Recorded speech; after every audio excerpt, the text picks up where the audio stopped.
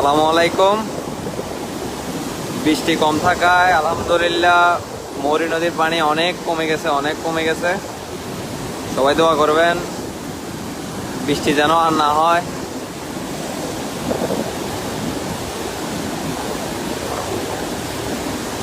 অনবরত 40 গেটে পানি বাইর হচ্ছে। অনেক প্রবাসী ভাইরা আমারে নক করছেন, জিজ্ঞেস করছেন বর্তমান অবস্থার কথা। হ্যাঁ, আলহামদুলিল্লাহ ফেনীর অবস্থা উন্নতির দিকে আছে। সবাই যার ফ্যামিলির খবর দেন। অনেক প্রবাসী ভাই চিন্তায় আছেন ফ্যামিলি নিয়ে। আলহামদুলিল্লাহ উন্নতির দিকে আছে, নদীর পানি অনেক কমছে।